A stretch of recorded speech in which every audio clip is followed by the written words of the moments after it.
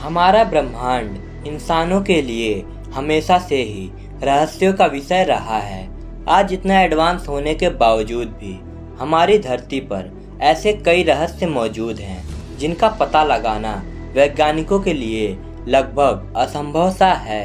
इन्हीं रहस्यों में ब्रह्मांड की एक मिस्टीरियस बात है कि पृथ्वी कैसे बनी। आप लोगों के भी मन में यह सवाल जरूर आया होगा कि पृथ्वी की उत्पत्ति कैसे हुई, यह दुनिया कैसे बनी और हमारे सुंदर से ग्रह पृथ्वी को बनने में कितना समय लगा था।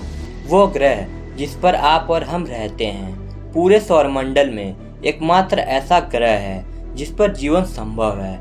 वो ग्रह जो हमारे लिए सबसे यूनिक है। यह कितने वर्षों का फल है, इसको जानने के लिए हमें बस समय में पीछे जाना होगा, कुछ ज़्यादा ही पीछे।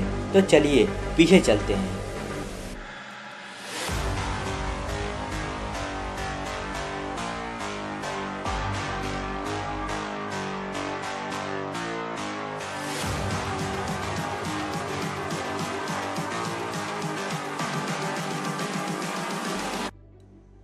आज से लगभग 4 अरब 60 करोड़ वर्ष पहले हमारे सोलर सिस्टम में एक नया जन्मा तारा जिसका नाम सूरज था, उसके चारों ओर धूल और चट्टान ग्रेविटेशनल फोर्स के कारण आपस में चक्कर काट रहे थे। यहाँ पर पृथ्वी का नामो निशान नहीं था। हमारे पृथ्वी का कोई भी अस्तित्व नहीं था। हमारे सोलर सिस्टम में धूल और चट्टान गुरुत्वाकर्षण बल के कारण आपस में टकराने लगे और टकराते टकराते जुड़ते जुड़ते एक गर्म चट्टान में बदल गए। यह बहुत ही बड़ा था, बट हम इसे पृथ्वी नहीं कह सकते हैं क्योंकि यह बहुत ही गर्म था और यह आज के वीनस ग्रह के समान था। धरती की सतह खौलते गर्म लावे की थी और इस समय धरती की सरफेस का टेम्परेचर 1200 डिग्री सेल्सियस था। यहाँ पर ऑक्सीजन का कोई भी अस्तित्व नहीं था। हमारे पृथ्वी पर लगातार एस्ट्रॉइड्स की बारिश हो रही थी जो सरफेस पर कई किलोमीटर खौलते लावा के नदियों का निर्माण कर रहे थे। हमारी पृथ्वी लगातार तेज गति से घूमती जा रही थी जिस पर एक दिन मात्र 6 घंटों का हुआ करता था।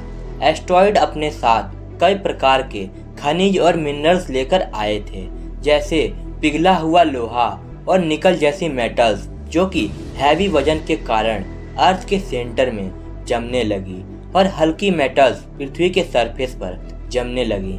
हमारी अर्थ के सेंटर में आयरन जैसी मेटल्स पृथ्वी के मैग्नेटिक फील्ड को डेवलप कर रही थी और इसी मैग्नेटिक फील्ड के कारण पृथ्वी का गुरुत्वाकर्षण बल मजबूत हो रहा था। अभी हमारी पृथ्वी इस सिचुएशन से गुजर ही रही थी कि आज से लगभग 450 करोड़ साल पहले मंगल ग्रह से भी जितना बड़ा एस्ट्रॉइड जिसका नाम थिया था, वह 40,000 किलोमीटर पर आवर की रफ्तार से पृथ्वी से टकरा गया।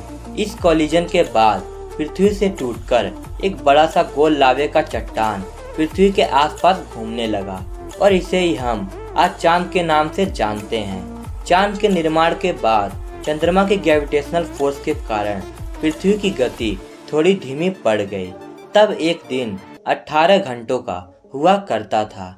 एस्ट्रॉइड थिया के टक्कर के बाद पृथ्वी अपने एक्सिस पर 23 डिग्री झुक गई, जिससे आज पृथ्वी पर जीवन संभव हो पाया और पृथ्वी पर एटमॉस्फेयर का भी निर्माण हुआ। बट यहाँ पर जीवन की कोई पॉसिबिलिटी नहीं थी। पृथ्वी एक गर्म गोले के समान थी और यहाँ पर पानी का कोई अस्तित्व नहीं था। थी तो केवल लावे से निकलने वाली गर्म वाष्प जो कि पृथ्वी के वायुमंडल में लगातार इकट्ठा होते जा रही थी और करोड़ों सालों तक इकट्ठा होने के बाद यह वाष्प एक दिन बारिश के रूप में लाखों साल तक बरसती रही, जिसके कारण अर्थ की सरफेस ने ठंडा होना शुरू कर दिया और यह पानी इकट्ठा होकर बड़े बड़े महासागरों का रूप ले लिया।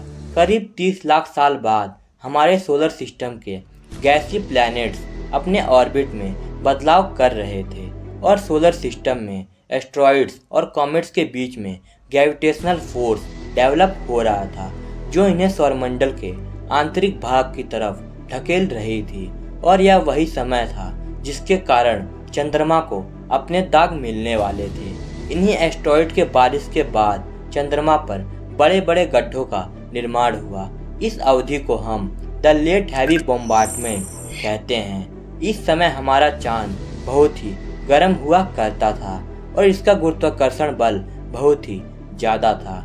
जैसे कि सभी जानते हैं कि चट्टानी ग्रह ज़्यादा समय तक गर्म नहीं रह सकते हैं, बट गैसियस प्लैनेट ज़्यादा लंबे समय तक गर्म रह सकते हैं। उस समय जुपिटर का टेम्परेचर 5000 डिग्री सेल्सियस तथा शनि ग्रह का टेम्परेचर 3000 डिग्री सेल्सियस हुआ करता था। एक रिपोर्ट के मुताबिक जुपिटर ग्रह उस समय बहुत ही गर्म हुआ करता था, बट अर्थ पर अब भी लाइफ की कोई पॉसिबिलिटी नहीं थी। पृथ्वी के वायुमंडल में सिर्फ एक गैस जो थी वो मीथेन थी। पृथ्वी पर चारों तरफ केवल पानी था, यहाँ पर कोई भी सरफेस नहीं थी। पृथ्वी के पानी में जीवन की उत्पत्ति के लिए जो पहला डीएनए बना था वो पौधे की प्रजाति का था।